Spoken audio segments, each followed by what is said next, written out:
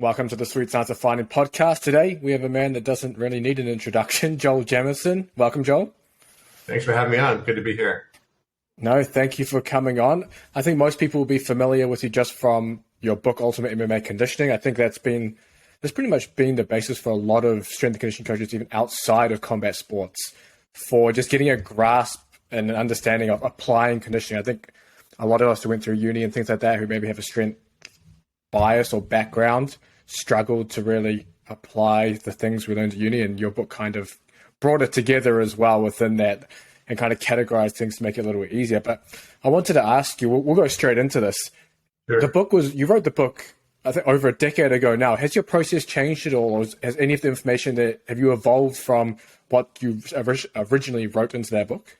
Sure, yeah. I mean, I kind of wrote the book as just my own experience. Like you said, there's a lot of strength bias in the industry. I was very strength biased getting into this industry. I started out in the powerlifting and collegiate football and the NFL side, and there just wasn't very good application. There was a lot of science around energy systems that was just boring metabolism that didn't really translate into coaching, and there was just not a lot of good information out there. So I spent so much time really trying to dig in and understand this and then put it into a principle-based system that I could use myself, that I thought, hey, there's other coaches out there probably in the same position that I'm in.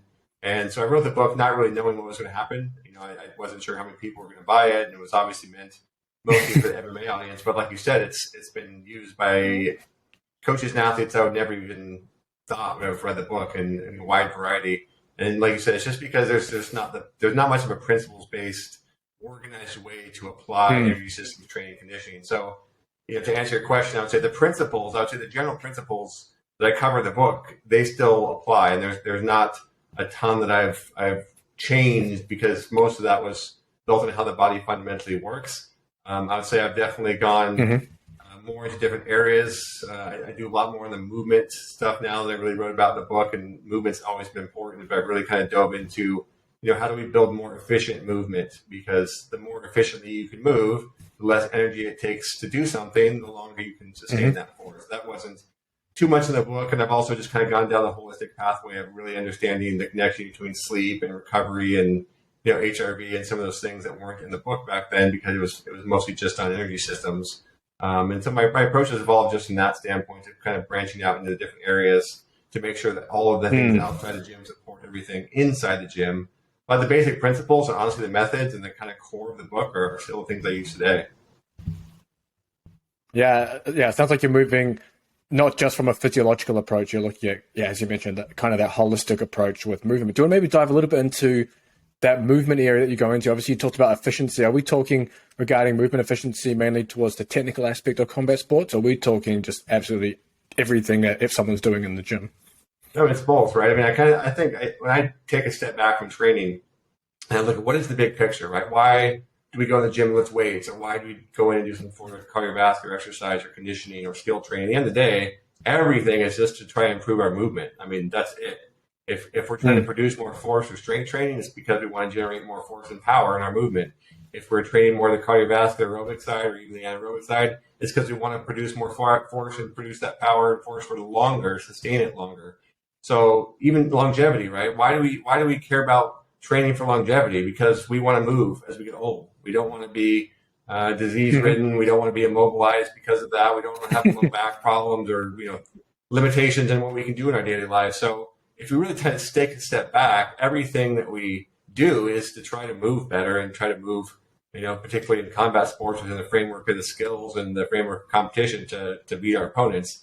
So we kind of look at that context. I just go back to when we're lifting weights, when we're doing our cardiovascular work, when we're doing everything else, injury, prehab, rehab, all that, how does this relate back to the movements we're trying to accomplish in the sport? And I think kind of as I've progressed down my own coaching and my own just life, I'm 43 now, I was in my 20s, I wrote the book, I've realized you can train to improve movement in the sport, but that might actually cause problems down the road. So we can train for strength and power and kind of be suffering some consequences down the road. We see a lot of athletes do that, right? They beat the hell out of themselves in their sport, and then they get in their 40s, 50s or beyond, and they can barely walk. And, I think we can do some stuff to help prevent that. And so we need to be mindful in how we approach our movement, how we load our bodies. Just kind of give you an example. coming from a powerlifting background, I was always very much into just heavy bilateral compound movements. And I'm not saying that's a bad thing, but there's also something to be said for asymmetrical, unilateral, totally different movements that challenge and put the body under pressures in different ways. So it's just looking at that connection of how do we build a body in a way that's not just going to improve performance, but going to sustain durability, I would say. And then efficiency is part of that, of course. And then you have to tie in the breathing and kind of the whole 9 yards. So once you go down the rabbit hole, I think that movement is the connecting piece of fitness is the way to really think about whether we're talking about any area of fitness. What we're really talking about is taking that fitness and using it to move in some capacity or another. So we can't neglect that movement piece if our goal is to improve it to begin with. Yeah, for sure. It actually reminds me of the quote that Vern Gambetta, I'm going to butcher it, but I'm going to try to say it anyway. But essentially, strength training is coordination training with appropriate resistance, if I said that right. So essentially, essentially it's coordination training under load. Yeah, I mean, that is what it is. We're loading movement in different ways, and we're changing the context of the movement to try to get better at one area of it that we then hope obviously transfers into the actual sport skill or into whatever it is we're trying to do. So, again, I think this is nothing new, right? People have known this for a long time, but I think what happened is this, the quote unquote functional training movement came around, which had the right idea, of making sure your movement transferred and you're doing things healthy, but they kind of butchered it. And it became a lot of circus acts. It became 25 exercise warm-ups. It became doing stuff on balance balls. Like, that's not really functional movement for what still is. Yeah, exactly. Yeah. So, I kind of got a bad rap, and I kind of picked on it a bit because a lot of the exercises people were doing weren't really improving movement. They were just these circus exercises that you could get better at that didn't transfer in anything because no one's riding Shamu the whale for contests. So why are you on a balance ball? But I think in general, the concept of let's evaluate the exercises that we're doing and the movement patterns that we need to get better at. Let's evaluate the chain of neuromuscular patterning and different things that are going on to make sure we can do those movements really effectively and explosively and dynamically, and then be able to do them for as long as we need to, which is where the conditioning piece ties into it. Nice. And let's dive into that conditioning piece within the book itself. And for someone listening to this, maybe they've read the book, they're going to purchase the book, or are familiar with some of the concepts in there. How do they know where to start, or how do you decide or assess where someone should start, I guess, within the modalities in that book? Because you've obviously got a range of different, I guess, we'll call them protocols within those principles. How does someone know, what to start with within their training? Yeah, I think kind of the easiest place to start is what am I lacking in my training? And combat sports obviously requires a pretty dynamic mix of aerobic and anaerobic fitness. You really can't go too far one direction without paying the price on the other side of it. So, the first thing I always do is I evaluate the athlete or whoever I'm working with. And if they're not working with somebody, they can evaluate themselves and just look at the big picture of how they produce energy and how they perform. And most people are going to fall into a category where they recognize there's an area of their game that needs improvement. It's the same thing as skill side, right? Like, most people know I'm a really good striker, but my grappling sucks, or my wrestling's good, but my striking sucks. I mean, people have a pretty good handle on the skill side of where they're good and where they're probably not so good. The difference, in between long-term success is the person who's going to progress over long-term is the one who's going to fix whatever it is they're not good at. The person who's going to put themselves in a position to hit a plateau in their career is the person who's like, I'm really good at this, I'm just going to keep doing this. Eventually they'll catch up with you. Yeah. MMA has evolved, I think, to the point where it's hard to get away with these days, or harder than it used to be. But so it just starts with either having a coach evaluate you or doing a self-evaluation. And you can look at a variety of tests. From the aerobic side, you can look at like Cooper's test. You can go to VO2 max test done if you have access to a facility around you. You can look at the simple things like resting heart rate recovery. And you can get a pretty good idea of what your aerobic side looks like, and you'll know just from training. You either gas out pretty quickly or you don't. Is the best indicator, obviously. And then the strength side, right? You can have a pretty good gauge of how you feel when you're grappling with other people or how you're lifting weights. You have some idea whether or not you're good or bad in that area. And then you just prioritize. Here's the area I think I really need to improve the most. And as you mentioned in the book, I list out the different methods for different purposes. And you'd want to just always start with the principle of the lowest load necessary to improve, right? We want to only use the minimal amount of stress it takes to get better so that we can continue to crank that stress up. I think, unfortunately, we kind of live in this, I want results now, so I'm going to do the most intensity I can possibly do right now, and that's great for a few weeks, and then you just run out of room. Of course you're going to improve if you just blast yourself, But then what happens once your body adapts to that level of stress, you've got nowhere to go. So people just keep cranking the dial up, and then they get plateaued, and they keep going, they get injured, and just they pay that price. So minimum effective dose is really what it's about. So, I would start with the methods that are the most appropriate to what you're trying to do, and I would start with the lowest volumes, the lowest intensities possible. Because just adding that new training methodology, that new stress into the system will cause your body to improve. You'll get better just from doing something new. And then once you get better at it, then you make it a little bit harder. And then once you can do that, you make it a little bit harder. It really is that simple. And I think if you just kind of take this, hey, I'm going to try to gradually improve each day, each workout, each week, as long as you're taking that mentality, you can do it. It's when people go in, like I said, they see in my book, for example, like the highest intensities, like cardiac power intervals, like go to max heart rate. Like, oh, that's got to be the most effective. I'm just going to do that. Well, no, you shouldn't do that because, yeah, you might improve, but you haven't prepared for it. So you're not going to get as much out of it as you can. And then again, what are you going to do after that? You've already climbed the top of the ladder. You've got nowhere to go, and you're not that high. So yeah, it's just keeping that in mind. But start with figuring out what you're not good at and get better at it. Yeah, I've preached that same message on this podcast and in my writing over and over and over again, because people, as you mentioned, love to get into this hard work mentality, last one to leave the room. I still remember actually when I was working here with the rugby team in Austin, there was a UT, it must have been some baseball players came into one of the gyms we were training at, and they're like, oh, we're going to be the last ones to leave. So they sit there. By the time we finished our session, they'd just done bench press, and then they were upstairs hitting baseballs as just part of their work. I think there must have been football or basketball players, just so they could be last ones to leave the gym.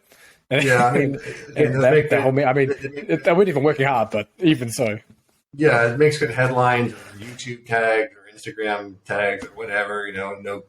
No pain, no gain, blah blah blah. But look, the reality is, I'll tell you one thing I've learned a lot in this career is quality of training matters a whole lot more than quantity of training. Yes, you need to train at volumes, but shitty training for hours on end is still shitty training. I don't care how long you do it for. It really does come down to quality, because we're training the brain, and we're putting information into the brain that's going to help it learn how to control the body better. And we're putting stress on the body in a way that makes it adapt and get stronger and more well conditioned. And that isn't just as much as you can. That literally needs to be very highly quality driven. So sure, workouts will last a long time, but the overriding goal of the workout should be to stimulate whatever we're trying to improve and then get out so we can recover from it. And that's the other thing, the whole other topic. But people need to recognize you don't get better in the gym. You get better in between workouts. And when your body recovers, it's when it's actually adapting and improving and making the changes it needs to get better. So the gym itself is the tool to stimulate that process, but you don't get better when you're sitting in the gym. You get better in between the gym. Like if I'm swinging the baseball bat, I don't get better and my skill right there. I go home, I sleep, my brain consolidates, my motor learning, it trims the patterns and it gets more efficient. I come back the next day and I can swing a little bit more effectively or read the ball a little bit better or whatever the case may be. So people just need to recognize that it's not the workout itself. Before getting back to the podcast, I want to let you know there's a link down in the description for the Swedes Art of Fighting underground community. You can get all the help you need for your combat sports training. You get every single Swedes Art of Fighting training program, online course, and you get access to a range of coaches within the private Discord community. So go check that out, and back to the podcast. Where you get better, it's everything after that.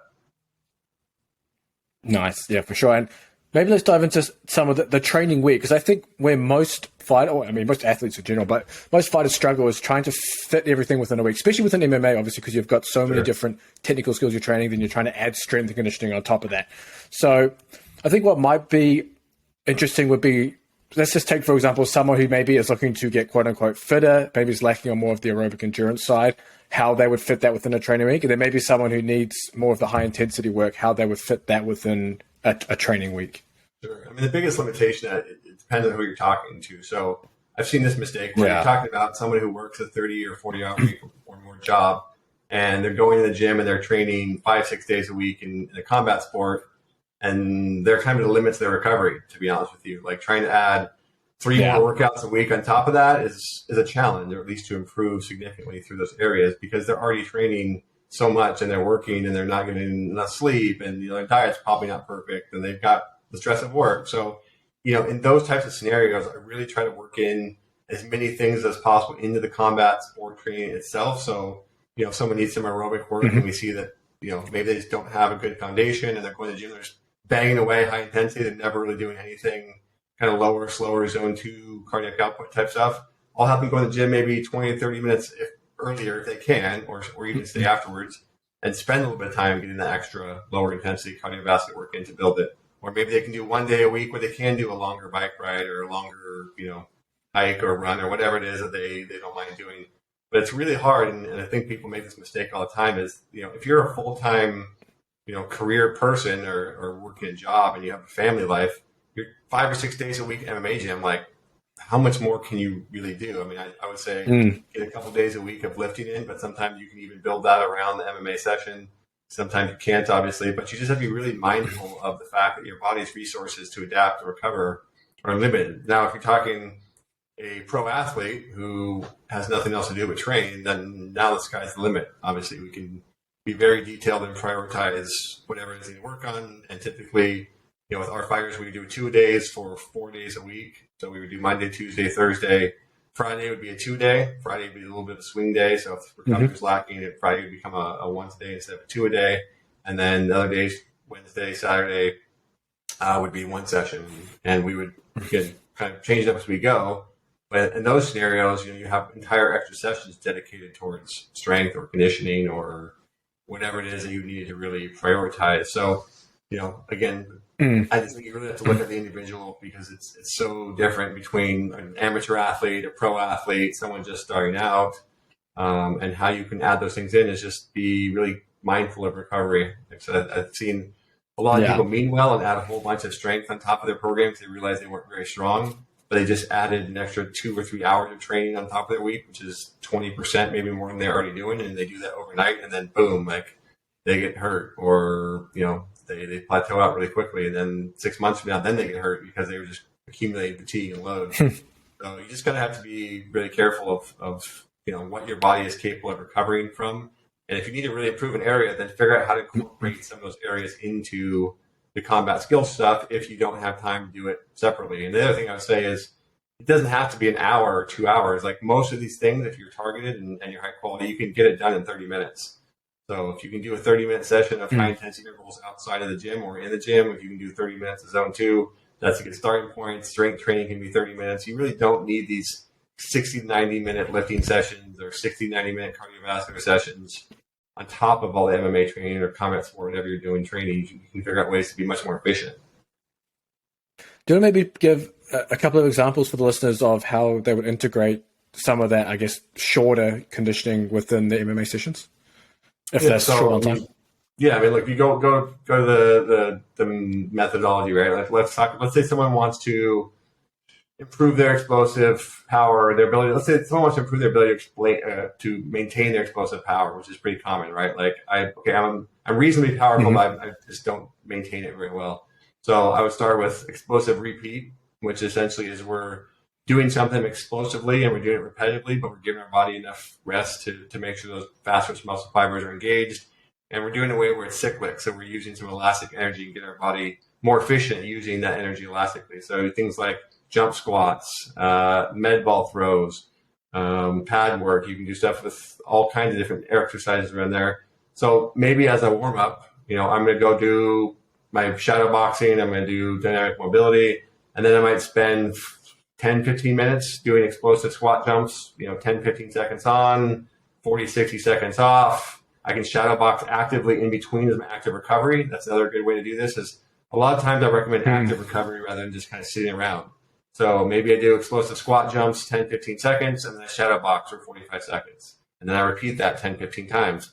That is going to develop a good amount of explosive repetitiveness or muscular endurance in my legs. And I can use that shadow box in between as part of my active recovery. And I can use that either, again, kind of the entry point into my skill workout, or I could do my whole skill workout. And at the end, I can focus on that. And there's benefit in that because part of how we want to develop conditioning is when we are fatigued, we want to learn how to address that and still move fairly well. So there's benefit sometimes to, okay, I'm going to do my whole skill workout, and then I'm going to spend 15 minutes doing these explosive squat jumps at the end, knowing I'm already tired, but that's fine. I'm going to learn how to move and learn how to deal with that fatigue, and I'm going to be mindful of still maintaining good technique and postural control and everything else at the end of my workout rather than doing it at the beginning.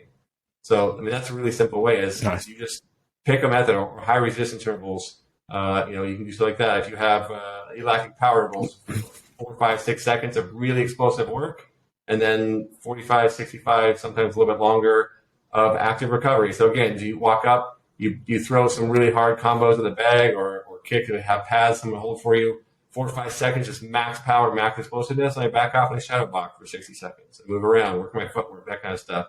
So a lot of these drills that are, a lot of these methods that are in the book, you can absolutely translate into things you can do in the sport. And that's really kind of like the easiest place to start if that's where your limitations are in terms of time.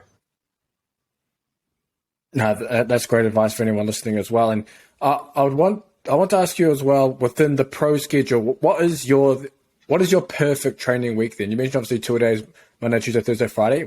How do those days look? I guess how's the whole week look with the sessions placed in there? Sure, it depends really on if there's an upcoming fight, because a fight camp is going to be different than just kind of your everyday thing. Typically, I said we'll have Monday and Tuesday will be 2 days, and Monday is usually not a super hard day because that's our Tuesday. So kind of back up, we quantify stuff or just look at big picture of like what I call a development day or just a hard day, right? Your hardest, highest intensities. And in combat sports, that's sparring, at a relatively high pace. That's, really we're going to do 2 of those a week. You're not, I know people love to go and just bang it out every day, but that's just not a good idea because if you're doing that, your quality is shitty or you're going to get burnt out or injured. It's just, the body just doesn't work well that way. So typically twice a week, and that's usually Tuesdays and Saturdays. So the hardest days where we spar, Tuesdays and Saturdays, and on those days, the skill work, will be in the evenings. The strength conditioning will be in the mornings, and your mind will not Saturday. Saturday's just sparring. But Tuesdays there's a strength conditioning session before that sparring session, and it's a bit heavy, but it's low volume, so it's not going to take a ton of fatigue or lead to them going into the sparring session just completely gassed out. So Monday is more of a skill development session. So it's a little bit moderate volume intensity. The strength conditioning.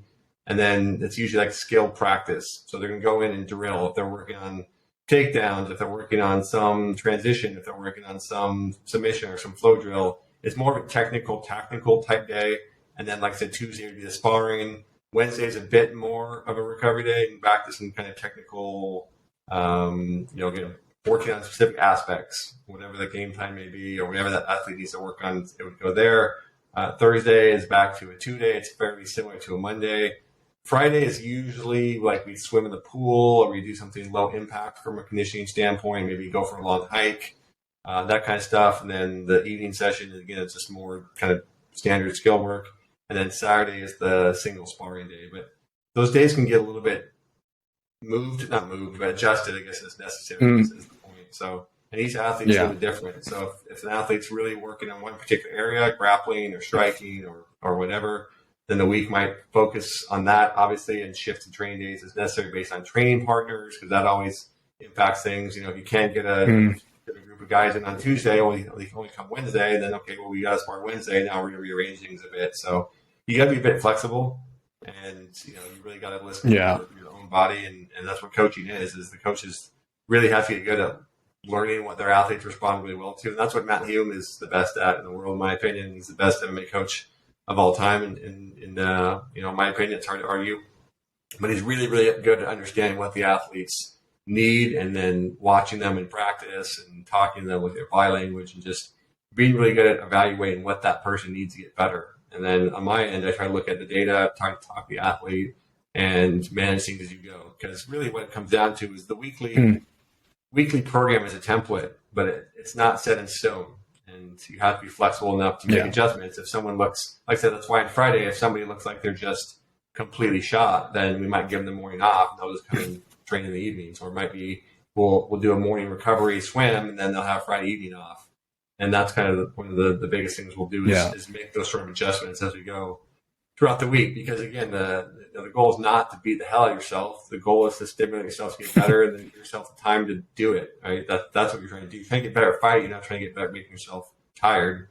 That's not the competition. So not better at exercising. Yeah, not better at exercising. Exactly. Like it's not a contest of who can sustain the highest training volumes and not die. It's a competition to learn how to train and win the combat sport. So That's kind of the general template, like I said. And during fight camps themselves, there'll be 2, sometimes 3 weeks where they'll be sparring 3 days a week. But even then, 2 of those sessions are going to be higher volume, and one of them is going to be quite a bit lower volume. So we just generally never would spar more than 3 days a week, and most of the year, most of the time it's twice a week. And again, it's because it comes down to high quality. If you're sparring every day, your quality of sparring is not very high.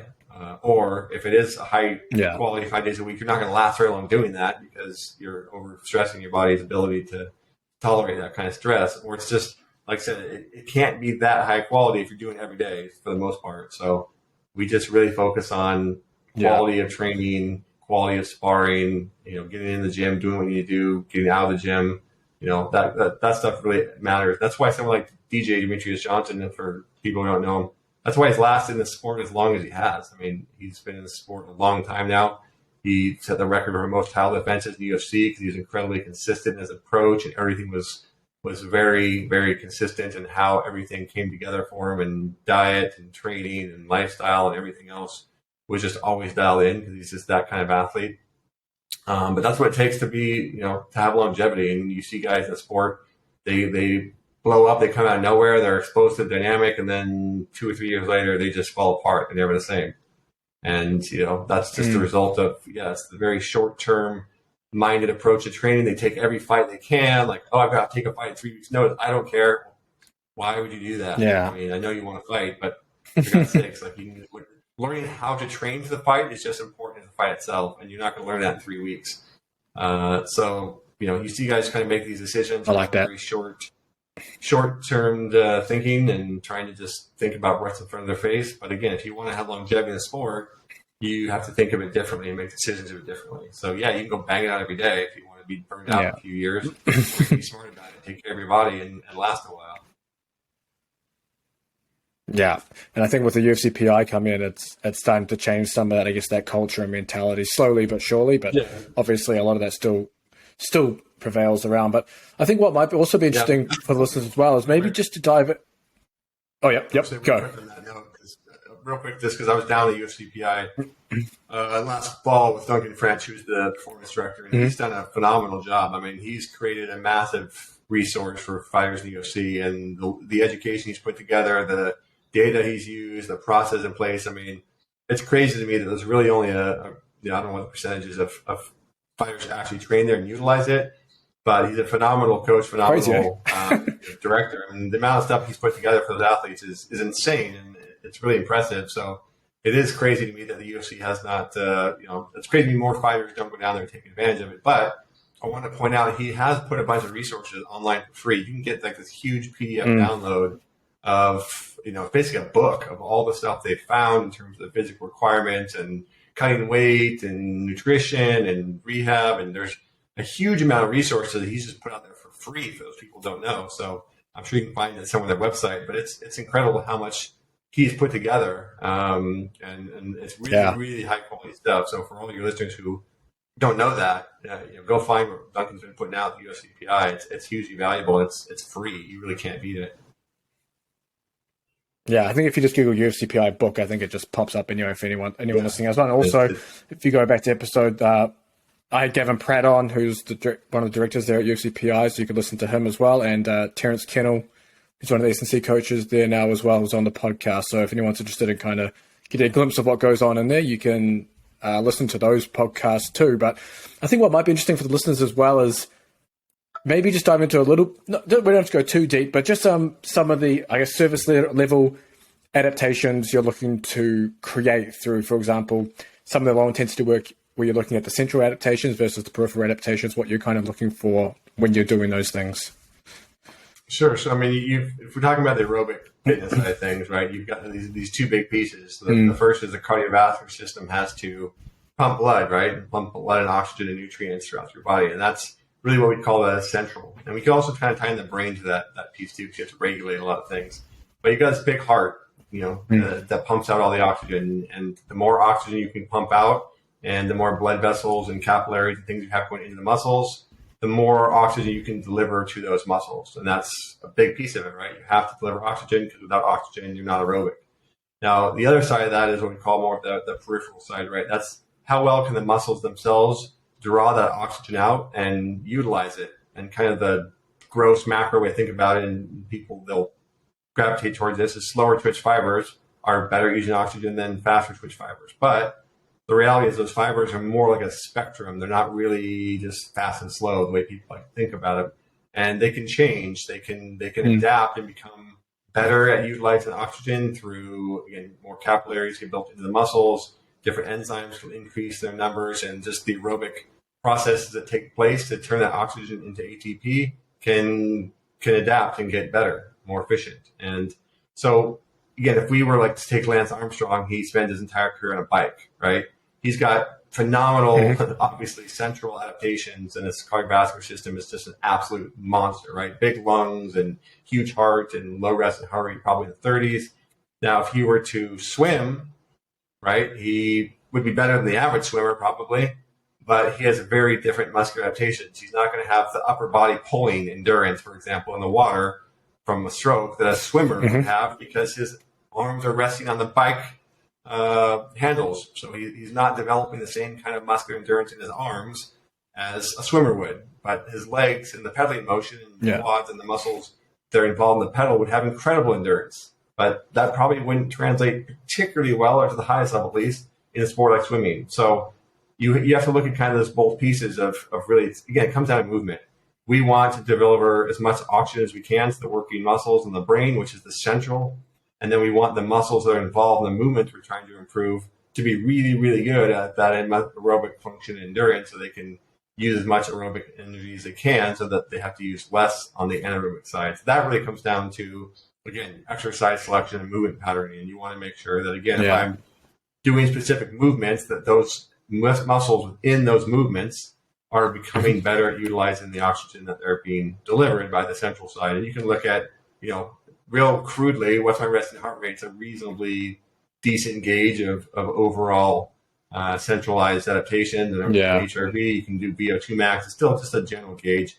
And then kind of the obvious one is, where do I get really tired when I'm doing specific exercises, right? Like your legs gas out, or your arms gas out, or your shoulder. I mean, you can kind of feel those muscles that are having worse endurance, and that means they're doing that because their aerobic side is not as good, and they're having to spend more of the energy coming from the anaerobic side, so they fatigue faster.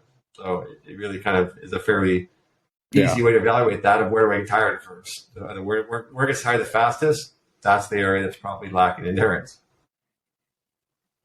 Yeah. One thing I really do like in the book as well with the cardiac output work is just the heart rate range you give there just makes it easy for people to just kind of see it and just start doing it. Because, okay, I need to be between 130 and 150 if I'm standing, or 120 to 140 if I'm sitting. Yeah. How does this might be outside, because this, obviously you work a lot with the profiling population that probably sits within that, but maybe for older individuals or lesser trained individuals, how does that change? Do you have, I don't know, guidelines where you would shift that heart rate up or down just as a general level, just depending for older individuals and stuff? Yeah, I mean, it's just a general rule, right? It's a guideline, but the easiest way to do it is you want to go at a pace where you could still have some of a conversation with somebody. And that's kind of the easy, like, okay, I don't have a heart monitor, I'm not sure how far to go. Go about as hard as you can while still being able to talk.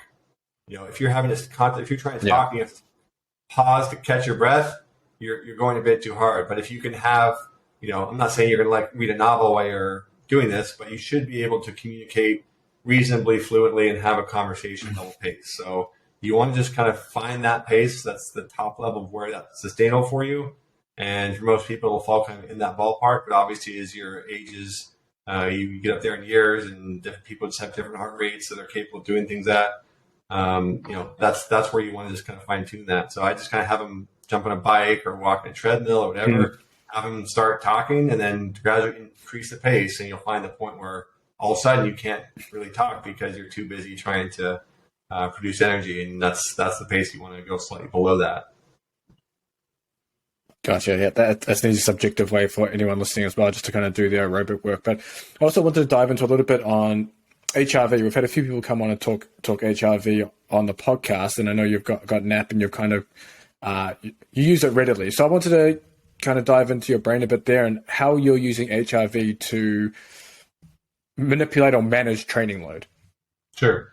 Yeah, I've been using it for 20 plus years now, a long time. So Look, the biggest thing is HRV kind of gives us two big pictures, and depending on which one we're looking at. The first one is if we look at our HRV on a daily basis, and we look at kind of where that is relative to our normal baseline or where that's been relative to the last few days, it gives us this model of the cost of the stress we're putting our body under. And what I mean by that is we see these big changes either up or down away from where we are or have been. That tells us our body is expending a lot of energy towards stress. So the bigger the change in HRV, the more our body is expending energy to deal with stress. And the biggest thing is that's not just training stress; it's all forms of stress. And most people, in my experience at least, overestimate the training stress relative to the life stress. Now, pro athletes are doing a lot of training stress, so that it might be a bit different. But the average person, is training 1 hour a day or 90 minutes a day. That's a small part of your day. It's the rest of the day that adds up significantly. So, like I said, we'll look at the daily basis and say, okay, where is this person at? And, maybe they've been under a lot of stress at work, how much has it impacted them? And then you just make decisions. If somebody is already fatigued or somebody's already under a lot of stress, is it the right answer to put them under a lot more? It depends. Sometimes, yes, because maybe tomorrow they're going to have a day off or it's a weekend or whatever. And sometimes the answer is no, because it's a Tuesday and they're already kind of fatigued because they went out all weekend and party and then trained hard on Monday, and maybe Tuesday they're already shot. So it just helps you make kind of a daily snapshot of what is the body doing and how much stress is it that I've been dealing with, and then that makes just some informed decisions about what we need to do. Now, I built the Morpheus app you mentioned, my HRV app. What we do is we give people heart rate zones each day. So we have a low zone, which is your blue, a recovery type zone, a green, which is your moderate conditioning, a red, which is your overload. And those heart rate zones adapt each day based on your recovery. So, and your HRV. So if someone's HRV is significantly different, it's going to reduce the intensity it takes to get up into their high intensity, because it's all relative. If I'm gassed out on 150 heart rate, it feels a whole lot different than if I'm fresh. And it is different. It's more stress in the body. Mm-hmm. So it creates this dynamic response where it gives you a better gauge of what is high intensity versus low intensity on a day based on where you're already fatigued. So that's the first way. And then the second way, which I think is equally valuable, together with resting heart rate changes, they give you a really good mix of looking at whether or not your heart rate is improving, or your aerobic engine is improving. If we see heart rate variability trending up over time, the average is increasing, that means your aerobic engine is getting better. And at the same time, you'll generally see your resting heart rate trending down over the same period of time. So, if we look back over the last 14 to 28 days, a month, whatever, we should see things going up. We should see the averages of HRV trending up. And we should see the averages of resting heart rate trending down, assuming that's what we're trying to improve. So it can help us answer in the long-term question, is our program working? Are we seeing the improvements that we want to see, or is something causing that to not happen? Now, typically, if you make the right decisions based on that daily picture changing over time and you're effectively managing that volume intensity, then you should get better and you should see that happening. So it's just a way to reinforce, we're making the right decisions, we're managing that training load appropriately, and we're managing lifestyle stress appropriately, and we can see HRVs going up and things are on the right track. Conversely, if they're not, then you can kind of step back and say, well, why not? Has this person been under too much? Because look, if you're not improving, there's really only two things. It's either too much stress or not enough stress, or maybe just not enough time. Maybe if you're really high fitness level, it's going to take you months. But in general, you're going to have fluctuations and peaks and valleys, but the trends should line up with that story. And so if they're not, then is it because we did too much and the body just couldn't adapt to it, or is it because we didn't do enough and the body didn't have to adapt to it? That's all the question that you really have to answer. If you do that, then you can make the changes necessary and keep going. Did you know you can represent Sweet Science of Fighting while you're training? We're more than just a membership. We also have rash guards and shorts. If you're watching this on YouTube, you'll see that we have the Sweet Science of Fighting 2.0 shorts. And we also have the Sweet Science of Fighting short and long sleeve rash guard. There is another design coming soon, but you can get those on xmarshall.com and you can go down the description and you can find that. And back to the podcast. Nice. Yeah, and HRV, it's a funny one because there's some arguments, I guess, against using HRV as well. So, for example, maybe HRV is just a snapshot in the morning. By the afternoon, they feel better. Or maybe leading into a fight, you start to see bad HRV scores close to the fight, and that stresses you out more. Or maybe on fight day, your HRVs might be bad then because of other stress, but you haven't trained with maybe a poor HRV, so you don't know what it feels like. I guess, I guess the question would be, is there a time you stop tracking that just for an athlete's sanity, or are you tracking it all the way through to a fight, etc.? Yeah, I mean, every fighter is a little bit different, or athlete's a little bit different. Some just don't want to do it, and I'm not going to force them to do it. There's not like a huge benefit, because how much am I really going to adjust, on the fight day or whatever? And it doesn't matter. So it is perfectly normal, because you're under a high level of stress going into a fight or into a competition. Like, of course your HRV is going to be down, and that's actually fine. Yeah. You kind of want that. That just means that your body is in a heightened state of arousal. It's in a heightened state of like, shit, I've got to get ready for whatever I'm going to do. It's more when you don't see that you're almost more worried, because they're so burnt out they can't activate that stress response very well. So, if you're going to measure with somebody, you just have to be really clear. Like, number one, HRV doesn't predict performance. I mean, if HRV predicted performance, I would look at all our data and I'd be a betting man right now and retired a long time ago. You can't predict how someone's going to perform. It's more about predicting how long it will take someone to recover from a given stress is a better way to look at it. So if my HRV is already up higher or real far low, then I put myself under a load. I'm going to take quite a while to recover from that, because I'm just kind of digging myself a deeper hole. It takes longer to get out of that hole. If I'm pretty close to my baseline and my HRV is good to start with, I'm going to recover from that training load, that stress, faster, because I'm not starting from that hole. So I can predict how long it'll take you to recover. I can't predict how well you're going to perform. I can't predict if you're likely to get injured, those sorts of things, by looking at a single snapshot. Now, if I looked at the last 3 weeks and I saw you were trash for 3 weeks, you're probably not likely to perform really well, but you don't need HRV to tell you that. You probably already know that anyway. At that point. So, I think if you're going to use it yourself or with athletes or whatever, you just have to understand what it is and what it isn't. And it's by no means going to tell you whether or not someone's going to win a fight.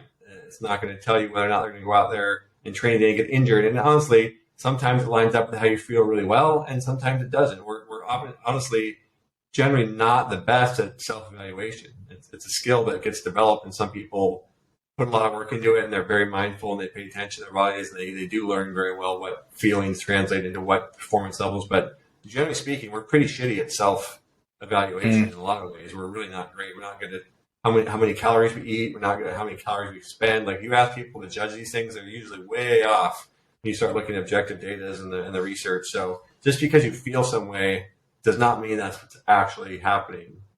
And so I think people say, "Oh, I feel bad. My HRV should be bad." Well, maybe not. The body's a great compensator. It doesn't quite work that way. So I think we have to kind of take that out of the equation, where I always expect my HRV to match how I feel, or expect it's always going to match how I'm going to perform. Like, no, it's unfortunate.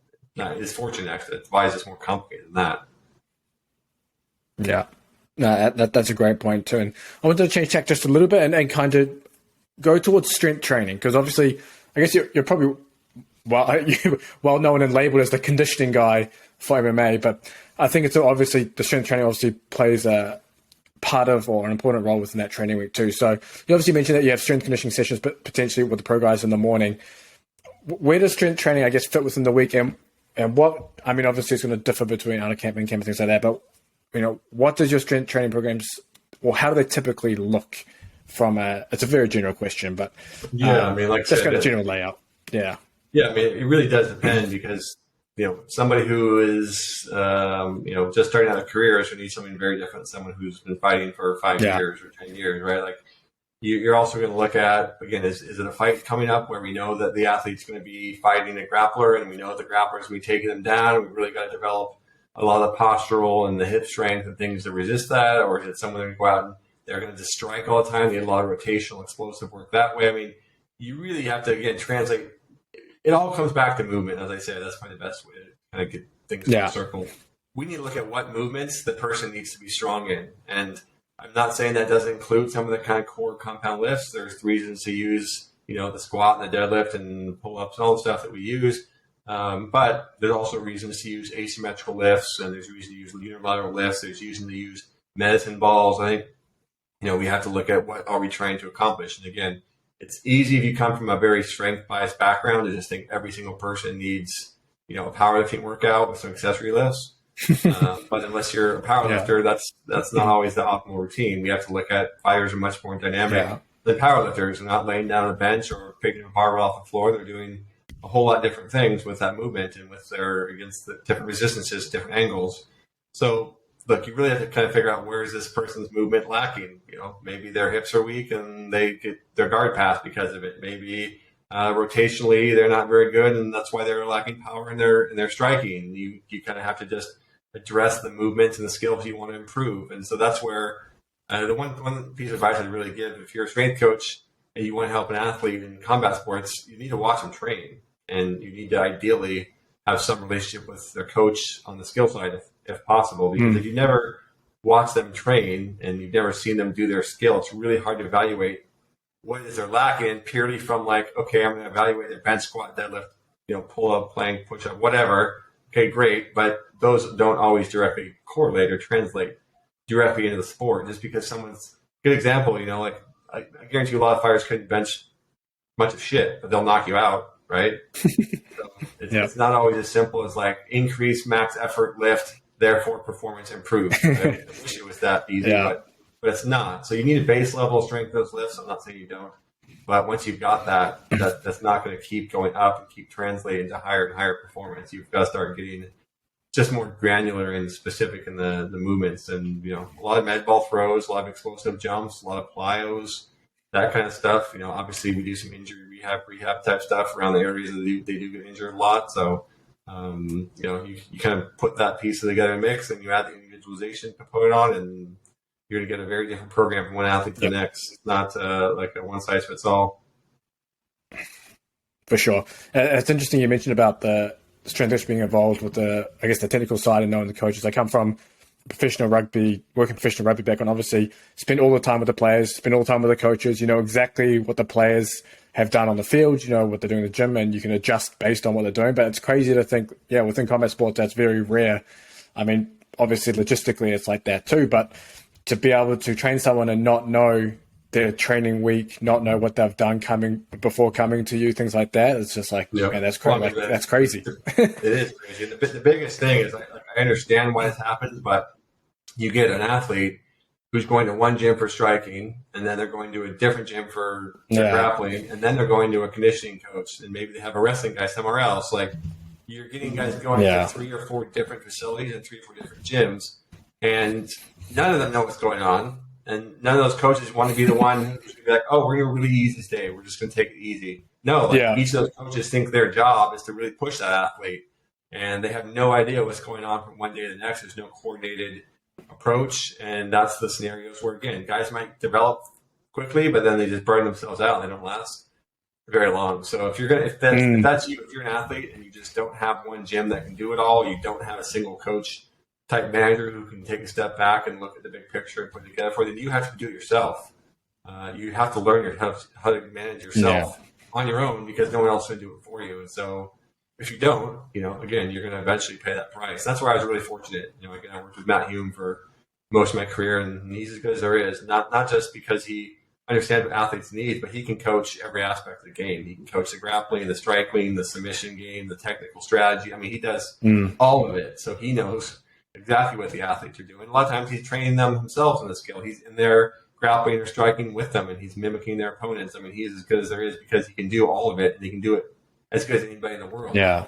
So when I have the opportunity to manage a strength conditioning for someone like that, my job's a hell of a lot easier than somebody who shows up at my gym and has been doing 4 workouts before me and I have no idea what the hell they were. That's a much more difficult program to build, because you're just taking shots in the dark and you have no idea. That's a really hard thing. Yeah, the moral of the story, it sounds like, for anyone listening, is try to find a place that does it all under one roof.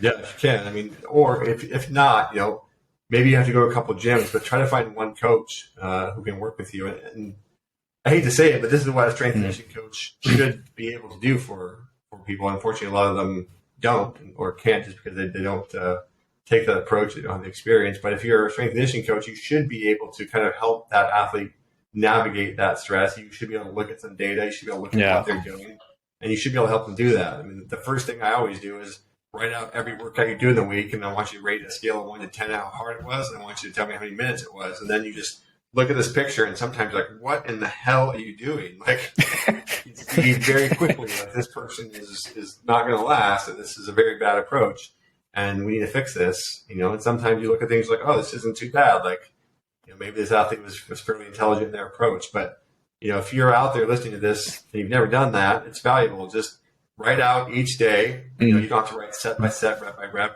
or whatever, but just write out how hard is the workout, how long is it, and the basic thing of what you're doing. And you start looking at this big picture, and you're like, where is the recovery? Right?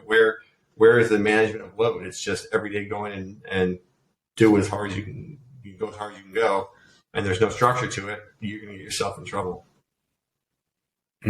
Do you ever have any pushback from fighters if you say get a schedule like that and you're starting to maybe advise on things to maybe cut or reduce the intensity on or volume on? No, honestly, just because I've done this long enough. They're probably coming to me because they trust what I'm going to say. It's the reason that they're seeking me out. But yeah, earlier on, sure, if you're an athlete and you're going to somebody and you don't know that person, they don't have much experience, and also they're telling you to do less, as an athlete, you might question that. But that's where just building trust comes into play, and that's where explaining why you're recommending what you're recommending to them is essential. You have to not just tell someone what to do, generally speaking, but why it's going to be beneficial for them. And if they understand that, usually they're more likely to take action. And usually the way to approach is like, hey, I just want you to try this for a couple of weeks. All right, just hear me out. Let's make this change for a couple of weeks. I want you to do this instead of that. Just let's see how you feel. Sure enough, a couple of weeks or whatever goes by, oh shit, I feel better. My sparring all of a sudden better because I'm not so tired, or I'm sleeping better, or whatever. So you don't have to position it as like, hey, we're going to cut half your volume. It's more like, hey, we're going to try this approach for the next few weeks. Let's see what happens. What do you have to lose? And most people will be receptive to that. Just saying, hey, you're an idiot. Stop doing this. That's probably less likely to get a response. Yeah, no, for sure. And that's a great way to end this podcast too, Joel. But if anyone wants to follow you and find what you're doing and see everything you're up to on the internet, where can they do that? 8weeksout.com is the main site they can find me. Just number 8 weeks out. Been around forever. Actually, I was sitting at lunch at a sushi place we used to go to all the time with Rich Franklin and George Gurgel. And I was like, maybe I should start a website. I don't know what I'm going to call it. And George was like, 8 weeks out. And I was like, yeah, I like that. I'm going to call 8 weeks out. And I saw George a few years ago. He's like, where's my commission? Because it worked. But 8weeksout.com is the best place to kind of find all the resources. And you can go to trainwithmorpheus.com, learn more about my HRV system. And then if you want to follow me on the old IG, it's just at Coach Joel Jamieson with an IESON for the Jamieson. You can find me on there as well. But those are the best places. Perfect. I'll link all those up in the description too for anyone watching and listening. But thanks for coming on and giving us your time. I appreciate it. No problem. Glad to be on, and I hope everyone listening finds this valuable and gets to work.